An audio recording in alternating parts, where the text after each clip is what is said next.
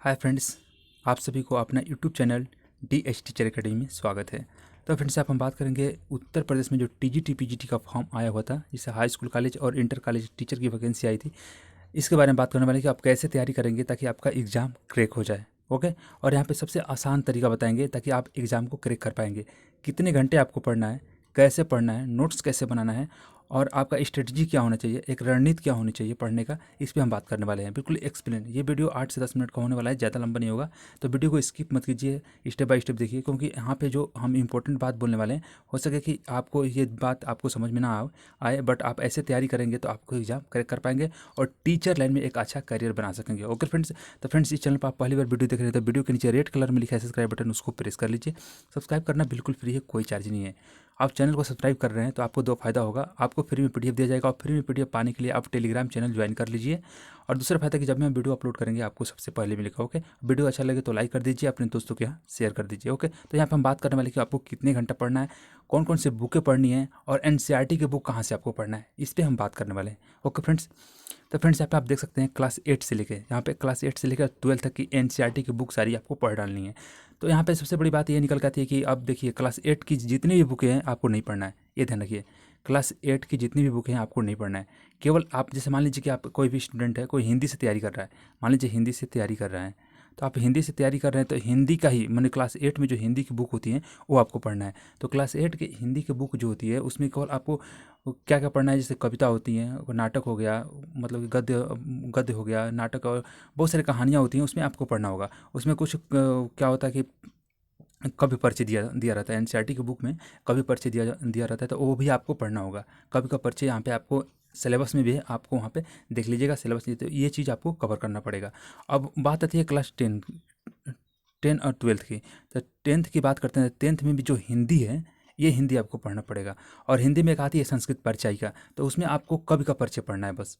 उसमें केवल संस्कृत नहीं पढ़ना है, क्योंकि आप पता है कि जब हिंदी का फॉर्म भरने जाते हैं TGT PGT में, तो आपको कॉम्बिनेशन मांगा जाता है कि इंटर में आपका संस्कृत होना जरूरी है और ग्रेजुएशन में हिंदी, तभी आप हिंदी से अप्लाई कर सकेंगे TGT का। ओके, तो जो संस्कृत का कॉम्बिनेशन मांगा जाता है, तो यहाँ पे संस्कृत से कुछ कवि का परिचय पूछ लिया जाता है। तो जो संस्कृत के कवि का परिचय है, आपको 2-4 कवि का परिचय आपको याद रखना है और उनके जो रचनाएं हैं वो भी आपको याद रखना है।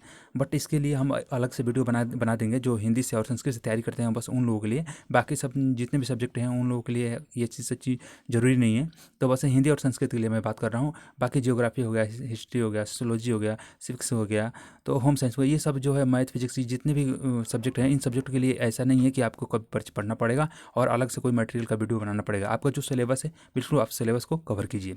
तो यहाँ पे जो 10th में हिंदी होती है, तो हिंदी में आपको हिंदी तो पूरा पढ़ना है, बट यहाँ पे हिंदी में जो होता है एक संस्कृत परिचयिका होती है 10th में, 9th और 10th में। तो संस्कृत परिचयिका आपको पूरा पढ़ डालना है। तो संस्कृत परिचयिका में आपको सुबह नहीं पढ़नी है, संस्कृत में जो नाटक है वो नहीं पढ़ना है। बिल्कुल आपको कवि परिचय पढ़ना है। उसमें जो कवि का परिचय दिया है, जैसे बाणभट्ट हो गए, बहुत सारे वहाँ पे संस्कृत में कवि हैं, हम बट हमें पता नहीं है क्योंकि हमारा संस्कृत सब्जेक्ट नहीं है, तो मैं इसलिए नहीं बता सकता कि यहाँ कौन कौन से वहाँ पे कवि होते हैं। बट इतना जानता हूँ कि वहाँ पे कालिदास, बाणभट्ट, भट्टो दीक्षित, ये जो जितने भी, ये सब आमतौर पर हमें कुछ याद है तो बता दे रहा हूँ। बट इसके लिए अलग से एक वीडियो बना के लेके आऊँगा, जो हमारे एक्सपर्ट हैं वो आपको संस्कृत से और हिंदी से अलग से एक वीडियो प्रोवाइड करा देंगे। तो यहाँ पे आप हिंदी से तैयारी करते हैं, क्लास 10th का जो हिंदी है वो आपको पढ़ना है, 9th और 10th का। 12th का भी हिंदी और पढ़ना है, और 11 और 12th का भी हिंदी NCERT की बुक आपको पढ़ डालनी है। तो इसमें आपको ध्यान रखिएगा, बस केवल एक आपको डिफरेंट थोड़ा लग रहा होगा कि 10th में जो संस्कृत परिचयिका है आपसे थोड़ा हट गया है, बट यहाँ पे आपको इंटर में जो संस्कृत परिचयिका, हाई स्कूल में जो संस्कृत परिचय है, इंटर में जो कॉम्बिनेशन मांगा जाता है, बट ये हाई स्कूल लेवल से आपका कभी परिचय में पूछ लिया, 1-2 क्वेश्चन आ जाता है, बट यहाँ पे देखने को नहीं मिलता है। 2016 में 2 क्वेश्चन आया था, बट इसलिए मैं बता दे रहा हूँ कि आपको 2 क्वेश्चन आपके लिए प्लस पॉइंट हो सकता है, तो आप कवर कर लीजिए क्योंकि आपके पास टाइम है। और आपको ओनली 1 सब्जेक्ट पढ़ना है, ये नहीं कि आप GIC लेक्चर की तैयारी कर रहे हैं तो आपको सामान्य ज्ञान भी पढ़ना है। यहाँ पे UP TGT में PGT में जो है कि यहाँ पे आपको केवल ओनली 1 सब्जेक्ट पढ़ना है। कोई GS GK की कोई यहाँ पे क्वेश्चन पूछा नहीं जाएगा, 125 क्वेश्चन पूछा जाएगा, आपको पता होगा इसमें। तो ओनली 1 सब्जेक्ट। तो आप किसी भी सब्जेक्ट की तैयारी करें, जैसे मैथ से आप तैयारी कर रहे हैं तो क्लास 8 के मैथ आपको पढ़ना शुरू कर दीजिए, और 8, 9, 10th और 11, 12th। उसके बाद से अब यहाँ पे हम बात करने वाले कि जो ग्रेजुएशन में बच्चे पढ़े हुए हैं, कोई भी BA किए हैं, BSc किए हैं, BCom ETC कोई भी कोर्स आप किए हैं, तो 3 ईयर जो कोर्स आपने किया है, 3 ईयर कोर्स, तो ओनली 1 सब्जेक्ट। जैसे BA में आपने 3 साल तक जियोग्राफी पढ़ा है तो जियोग्राफी से हम चाहे हिंदी पढ़ा है, मान लीजिए हिंदी, आप 3 साल हिंदी चाहे 2 साल हिंदी पढ़ा है तो आप हिंदी से फॉर्म भर रहे हैं तो ओनली वन सब्जेक्ट यानी कि हिंदी 3 साल का आपको पढ़ना पड़ेगा। 3 ईयर का जो हिंदी का बुक है वो आपको पढ़ना पड़ेगा। तो आप हिंदी पूरा चैप्टर वाइज पढ़िए, क्योंकि आप मार्केट से जो बुक खरीदते हैं वो गाइड्स होती है और उसमें 60 नोट्स दिया होता है, आपको पूरा एक्सप्लेन करके नहीं दिया रहता है। आपको थोड़ा मोटी मिलेगी बट आपको कुछ ऐसे भी ज्ञान होते हैं जो वहाँ पे हाइड किया जाता है, मतलब कि कोई भी पब्लिकेशन पूरा डिक्लेयर नहीं छापता है। तो आपको बिल्कुल डीपली पढ़ना पड़ेगा, एकदम जड़ से पढ़ना पड़ेगा, शून्य लेवल से पढ़ना पड़ेगा। तो आपको बीए का एनसीईआरटी की जो भी बुक आप पढ़ी होंगी 3 साल में, जैसे हिंदी आप पढ़ रहे हैं तो हिंदी की 3 साल की बुक आपको पढ़ना पड़ेगा। ओके, उसके बाद से जो डीएस टीचर अकेडमी पे जो पीडीएफ दिया जाएगा वो पीडीएफ आपको पढ़ना होगा। ये पढ़ने के बाद ये आप बिल्कुल, हमें पता है कि ये जो 8 से लेकर और 12th की जो एनसीईआरटी की बुक है ये हमें पता है कि 1 मंथ में पढ़ जाएंगे।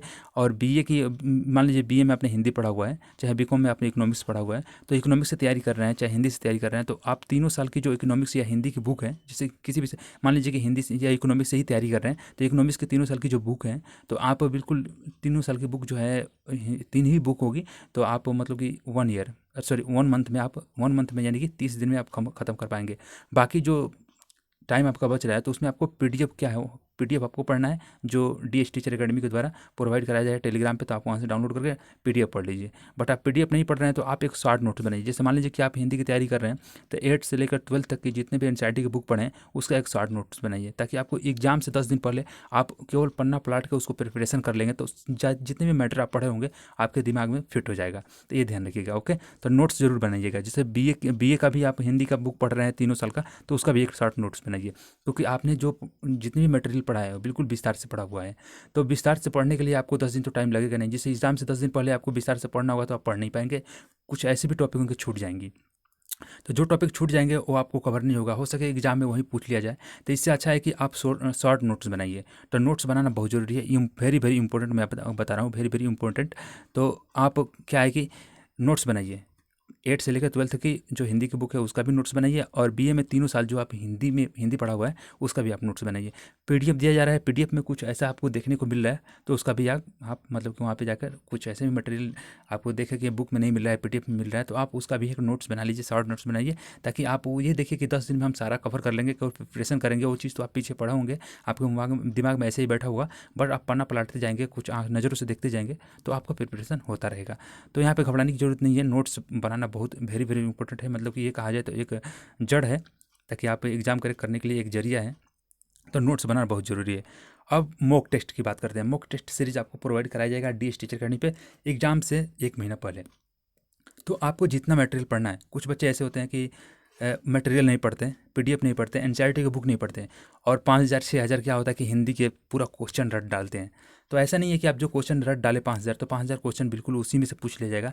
हाँ, क्वेश्चन तो उसी में से घुमा के पूछा जाएगा, ये तो मैं मानता हूँ, लेकिन पूछने का जो तरीका होता है वो घुमा देगा, तो आप वहाँ पकड़ नहीं पाएंगे आखिर में क्या कहा जा रहा है। मान लीजिए कि कोई कविता का लाइन ही दे दिया और पूछ लीजिए कि ये मतलब कि इसका लेखक कौन है, तो आप मतलब कि 5,000 जो क्वेश्चन पढ़े हुए हैं उसमें तो आप पकड़ नहीं पाएंगे। बट मान लीजिए कोई कविता का लाइन देकर और पूछ लिया कि ये कविता किस राइटर ने लिखा है, तो आप एनसीईआरटी की जो बुकें पढ़ी होंगी 8 से लेकर 12 तक, चाहे बीए में जो पढ़ी होंगी हिंदी की, तो आप पकड़ लेंगे कि कौन से कवि लिखे हैं, क्योंकि कवि परिचय भी आपको पढ़ना होगा, ये ध्यान रखिएगा। तो जो 8 से लेकर 12 तक के लिए कवि परिचय पढ़ेंगे तो बीए में भी वही कवि आपको देखने को मिलेंगे, अदर कोई कवि नहीं आपको देखने को मिलेगा। तो कवि परिचय आप यहाँ से कवर कर ले रहे हैं, और जो बीए में हिंदी पढ़े होंगे तो अब हिंदी का जो चैप्टर है चैप्टर यहाँ से कवर कर लीजिए। एक तो फायदा होने वाला है कि 8 से लेकर 12 तक के जो हिंदी का कवि परिचय पढ़ रहे हैं, आपको बीए में हिंदी 3 साल के लिए कवि परिचय नहीं पढ़ना होगा, क्योंकि वही कवि यहाँ पे आपको देखने को मिलेंगे। बट एक दो इधर उधर होंगे तो आप उसको ऐसे भी पन्ना पलट के भी देख सकते हैं, बट वो इतना मायने नहीं रखता कि उससे क्वेश्चन पूछ लिया जाएगा, बट सेम ही रहता है। तो सबसे बड़ी बात है आपको नोट्स बनाना, और कितने घंटे आपको पढ़ाई करनी होगी ये आपको बहुत भूमिका निभाता है आपके तैयारी में, और कैसे रणनीति बनाना होगा। तो फ्रेंड्स, मैं आपको बता दूं कि मान लीजिए कि कोई व्यक्ति अगर मैं मान लीजिए कि 5 बजे उठता है और कोई 3 बजे उठता है, तो ये ध्यान रखिए कि आप 5 बजे से 8 बजे तक पढ़ना शुरू करते हैं, 5 बजे से 8 बजे तक पढ़ना शुरू करते हैं, और कोई वक्त 3 बजे से 8 बजे तक पढ़ना शुरू करता है। तो यहाँ पे देखिए कितने घंटा, यानी कि 5 घंटा इसका कवर हो रहा है। तो 5 घंटा कवर हो रहा है, तो ये ध्यान रखिए आपसे कितना ज़्यादा पढ़ रहा है, आपसे कितना ज़्यादा पढ़ रहा है। 2 घंटे ज़्यादा पढ़ रहा है, सॉरी 3 घंटे ज़्यादा पढ़ रहा है।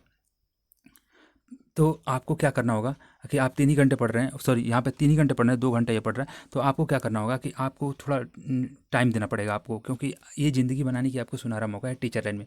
बहुत ज़्यादा इंतजार कर लिए बच्चे, और सबसे बड़ी बात है वैकेंसी एक तो आ नहीं रही है, और जो वैकेंसी आई हुई है तो इसमें बहुत सारे बच्चे पार्टिसिपेट होंगे। तो सबसे बड़ी बात है कि आपको तैयारी करने का जो जरिया होता है वो आप यहाँ पे अपने जी जान लगा दीजिए, क्योंकि यही है एक भविष्य को संवारने के लिए। क्योंकि बहुत सारे स्टूडेंट ऐसे तो हैं जो इलाहाबाद से तैयारी करके घर पे आ गए, और बहुत सारे गांव में भी उनको गलत नज़रिए से देखा जा रहा है।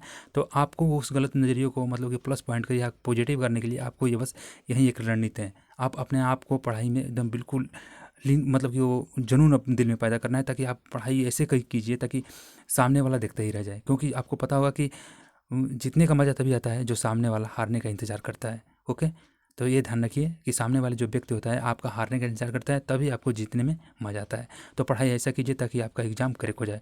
और 15,000 प्लस वैकेंसी है, तो 12,000 कुछ पोस्ट हैं जो टीजीटी में है।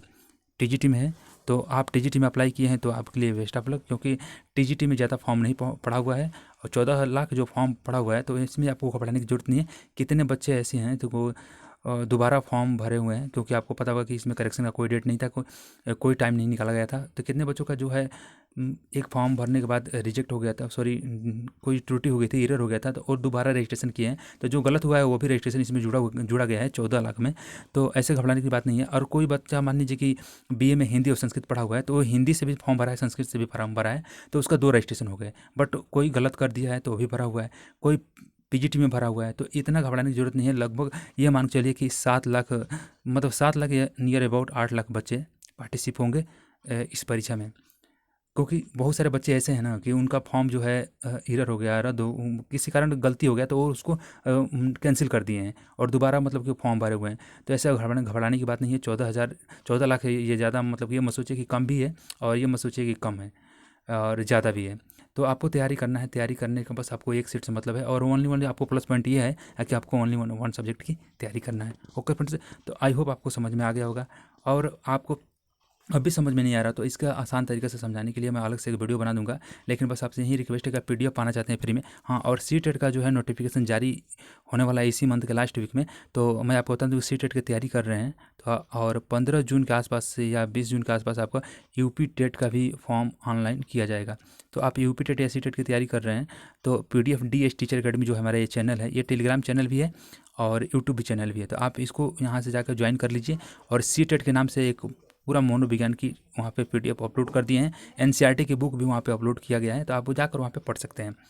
और सी टेट का आप पेपर देते होंगे तो आपको पता होगा कि एनसीईआरटी की बुक से वहाँ से जो पर्यावरण की होती है वो इन्वायरमेंट होता है वहाँ से पूछा जाता है।